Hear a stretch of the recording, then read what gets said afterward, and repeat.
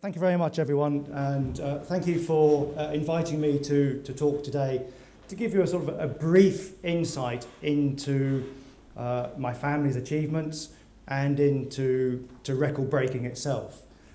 It is a fairly unique sport, but this is a very brief talk. 15 minutes is quite short to try and get into it. So the family business, and I say a family business in a very loose terms, because these events really are run not necessarily as a business, but because you have the passion and the belief that you want to break a world record. The old adage of, if you want to make a small fortune from record breaking, start with a large one. I actually earn my living as a photographer. I don't take any money out of record breaking. I have to pay for the privilege of doing these sorts of events. And in fact, when we did our record attempt in August of 2000, I paid the last instalment in May of this year. So there is a passion, there is a belief that you want to do this. It is man against machine, medium, and the clock. And you're pushing boundaries the whole time. You need to be aware of everything that's going on around you, and you need to be focused about the attempts that you're doing. It is the poor relation of motorsport. Record breaking is poor. It shouldn't be, because a lot of innovations and a lot of things that we take for granted every day were tested to breaking point on a land speed record car and have then benefited the motor industry or the home industry later on, and I'll come on to some of those points through the talk. It improves the breed, absolutely, for sure. Anyway, I want to talk to you a little bit about the family, and I am the grandson of Sir Malcolm Campbell, the most successful record breaker of all time. 9 land speed records and 4 water speed records. As I say, the most successful record breaker of all time. How did his attempts benefit everyday motoring, motorsport in general? Health and safety in 1920 or so would not have allowed my grandfather, in the top right-hand picture here, to take a hand off the steering wheel to wipe the windscreen at 175 miles an hour. The only thing keeping him in that car is his right foot firmly planted on the accelerator, wedging his backside into the seat, which was a leather seat, with no seatbelt, no crash helmet, and 2 hands to hold on to that steering wheel. He literally would force his foot onto the accelerator to give him that strong position. And taking one hand off it isn't to be recommended on a wet beach at Pendine Sands at 175 miles an hour. Can't see where he's going, little wipe on the windscreen, still can't see where he's going, so he lifts his head up above the windscreen, and the goggles are ripped off his face, partially obscuring the vision. He still carries on, foot hard down, 175 miles an hour. So how did that benefit people later on? The invention of a seatbelt. Very simple. And in fact, it was Donald Campbell, his son, my uncle, who was one of the driving forces to invent a seatbelt from the harnesses that they were wearing. And my uncle is on some black and white TV ads back in the 50s and 60s telling people about the benefits of seatbelts. Grandfather was the only person to double his land speed record from 150 miles an hour to 300 miles an hour. 4 water speed records, as I say, and he was also responsible for the invention of the crash helmet. Again, something we all take for granted today. And the reason he invented the crash helmet was because his son, Donald, was very clumsy. He would fall off motorbikes, fall off push bikes, he fractured his skull, and my grandfather thought we need to try and protect the head whilst we're doing silly things. And he designed the first crash helmet, had it patented, and made his son wear it. My grandfather never, ever wore a crash helmet. Even when he was doing 300 miles an hour, he didn't wear a crash helmet, but he did wear a little lap belt. That was the only thing that he sort of gave way to protection. So I think that sort of gives you an insight into how Malcolm Campbell was. I'm often asked, how did he get into record breaking? He was born into an age when the motor car was at its infancy, and he really was smitten with speed from an early age. First came the push bike. It's the only thing he can get hold of when he was a young lad. And at the age of 12 or 13, he was trying to see how fast this push bike could possibly go. And on a hill in Kent, in Bromley I think it is, he was cycling down the hill, see how fast he could go, without any hands on the handlebar. And as he went hurtling across the crossroads, he nearly knocked over two old ladies, and a policeman on the corner saw him do this, arrested him, and the next day he's put before the local magistrate. And the local magistrate took a very dim view of this young hooligan trying to go as fast as he could on a push bike. And he was reported at doing 27 miles an hour on a push bike. And I can almost see the magistrate now putting on the little black cap as he's passing sentence. And he says to the young Malcolm Campbell, he says, Malcolm Campbell, you sit before me, or stand before me, charged with riding a push bike at the unworldly speed of 27 miles an hour, endangering life and limb. You nearly knocked over two old ladies. I am going to fine you 30 shillings.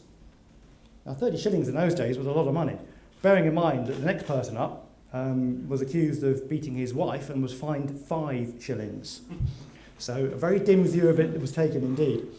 So he said to Malcolm Campbell, 30 shillings fine, let that be a lesson to you, and I never want to see you charged with going so fast ever again. And I think from that moment onwards, my grandfather thought, well, blow you, I'm going to prove to you that I can be the fastest in the world. So from that moment onwards, bikes gave way to motorbikes, to the aeroplane, to the car, to land speed cars, to land speed boats, and became the most successful record breaker of all time. How did he get the name Bluebird? He was racing at Brooklands pre-First World War, and in those days, racing at Brooklands was based on horse racing. You had a set of colours, and you gave your name a nickname, your car a nickname, and there were handicaps for different weights and speeds of cars. Grandfather had a series of names: Flapper 1, Flapper 2, Flapper 3, none of them very successful, and he was always trying to go fast, always trying to win, and these cars, he thought, didn't give him the luck that he craved for. And one night he's watching a play called The Bluebird of Happiness, which is a fairy story about children looking for the elusive bird of happiness, which is always just out of your grasp, always striving to improve yourself on the way to find this bird of happiness. Grandfather was so taken with this play that he decided on the way home to wake up the local ironmonger, bought every tin of blue paint, painted his race car blue, drove it to Brooklands with the car still wet, christened it Bluebird, and won his first race in 1912, exactly 100 years ago. And 3 weeks ago, we had a massive event in the Haymarket Road where we closed off the Haymarket, and outside the Theatre Royal, where the play was on, we had a display of Bluebird vehicles and celebrated that centenary. And we have events all through this year as well to help celebrate that fantastic achievement. So you have a list there of various land speed records as well, and water speed records broken by the family. Over 20 records. We are into our 4th generation, potentially, of a family breaking records. You've got Malcolm Campbell, his son Donald, who I'll come on to in a minute. Gina Campbell broke water speed records, who's Donald's daughter. Myself, world land speed record holder for a steam car and a lawnmower. But we'll come on to that in a minute. And a few UK records for the electric car, which is what we're here for today. But it's a long list of records. And if we can add more to those and keep the family flag flying, brilliant. And my son, 4th generation of Campbell, hopefully we'll get him a land speed record as well soon. Donald Campbell, very briefly, son of Malcolm. When Malcolm passed away, he didn't die at the wheel. He passed away of a stroke at a relatively young age, leaving the land speed record firmly in the hands of the British, but the Americans were after his water speed record. So Donald decided that he wanted to keep it British and keep it in the family, but it took him 7 years before he could break his first world water speed record. So more determination and doggedness to break a record. I first started doing my electric land speed record back in 1996, and we're still looking for a world record. So there's a bit of determination and a little bit of bloody-mindedness that we must see this through. It's a shame, really, that Donald is most recognised for his crash, which eventually took his life in 1967, because he broke 7 water speed records and 1 land speed record. And in fact, the only man to break both land and water speed records in 1 year in 1964 in Australia, where he did 276 on water and 403 on land. First person to achieve 400 miles an hour in a combustion car driving its wheels. An incredibly brave man. He always knew that pushing the boundaries, especially in a boat, when he was trying to do 300 miles an hour, he was on a knife edge. And I'm afraid luck ran out for him in 1967 when he lost his life. As I say, he deserved more credit for the land speed record and water speed record in that 1 year. So in the beginning, briefly on to record breaking and electric cars, it was believed by Dr. Johnson that anything above 20 miles an hour, you won't be able to breathe, you'll lose consciousness and collapse. And that was 20 miles an hour in a coach. The first 7 land speed records were broken by electric cars 100 years ago, over 100 years ago. Electric and steam-powered cars. Electric cars were the norm, as were steam cars. The internal combustion engine was a dirty word. And a few years ago, electric cars were the dirty word. 120 years ago, you could not get petrol easily. If you wanted to fill your car up, you had to find a chemist. And you would go to the back of the chemist with your own little bottle, almost in a brown bag, and say, "Excuse me, you haven't got any petrol, have you?" Chap would go out the back, fill it up for you, keeping it in the brown bag, and you'd then trot off and fill up your car. Where are we today with electric cars? Exactly the same position. It's difficult to recharge your car. We need to expand that as much as we can. So say the first ever record was done by an electric car in 1898. First internal combustion engine didn't come along until 1902 at 77 miles an hour. It was the invention of the starter motor that really knackered electric cars. It made them easier to start, and the electric car was then pushed to the sidelines. Steam cars carried on for a little while, but again, the internal combustion engine and the money invested in all of those developments of the internal combustion engine completely killed off steam cars and electric cars. First 100 mile an hour land speed record was 1904. As I've already said, racing improves the breed. We need more development on batteries and the whole infrastructure for electric cars, and I believe that record breaking and motorsport adds to that. I'll come on to it very quickly. So I hold the land speed record for a steam-powered car, and we did that on Edwards Air Force Base in 2009. I was very fortunate to be invited to be part of that team. I was invited to be the test driver, and the owner of that car, Charles Burnett, spent 10 years investing his own money, again, the passion, the belief for a world record attempt. He broke the record on about 2 days to go with our timekeepers in America. We spent 10 weeks fighting the machine, fighting the medium. We experienced a heat wave in the Mojave Desert. It was unbearably hot. The car didn't want to work. But the men, the team around that, made it work. And to say thank you to me, Charles said, "Don, break the car or break the record the next day." And luckily, I broke the car. No, I didn't. I broke the record. So, fantastic project. How is that going to help the future of steam-powered cars? It's not, because steam-powered cars, as we've already heard, are just not going to be around. It's just not feasible. However, because of that land speed record attempt, and because of the development of the boilers, we made 12 micro boilers. I say we, I had nothing to do with it, it was the team. And a very efficient boiler system, compact, transportable. That is now being looked at as a very efficient way of fighting fires, to use steam to put out a fire. And a portable boiler is the best way of doing that. And steam is far more efficient because of its surface area, and it hangs in the air, absorbing the heat, putting the fire out, whereas water just drops onto the floor, and doesn't do a lot. You need an awful lot of water. So one thing from that project, surprisingly, is to put out fire. Inside the boiler are lots of flames, so it's a little bit of a juxtaposition there. Right, so that's one thing that benefits from land speed record breaking.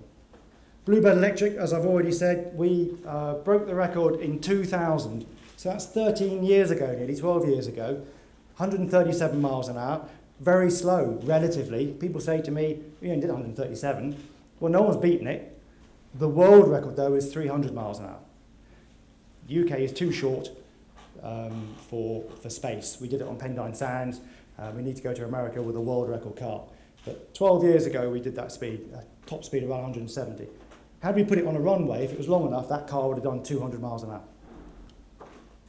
hour. Very quickly, I'm not sure how I can get that into the conversation today about how that benefits cutting your grass. But it was breaking records at grassroots levels of the sport. It was a cut above the rest. Boom, boom. But again, great fun. But the passion, that was set up by one person who wanted to break a land speed record. And he came up with the idea of a lawnmower. He had a heart problem and asked me to drive it for him. So that's how I got involved with that one. And moving on very quickly, the world record for an electric car is 300 miles an hour. We have the designs of a car to do 400, but we need help. As I said earlier on, this is a passion. It's a belief. We are a very, very small team. It costs us personally to do anything. Sponsorship comes on board, but it's never, ever enough. Every little bit helps. It really is down to investment from ourselves and because of the time. My time as a photographer enables me to devote time to doing the record breaking. And universities and development from universities and guys like yourselves in this room, where we're going to improve motors, we're going to improve batteries, we're going to improve getting the power out of the batteries and the life of batteries. Everything from a land speed record attempt goes into help the future, whether it's tyres or greases or oils, it is all important. And then very, very quickly at the end, our next project also is to go circuit racing. As I said earlier on, a land speed record attempt is unique. Trouble with it being so unique is it's hard for a sponsor to be able to put their name on the car and get the most out of it, because you can't guarantee when you're going to break a record.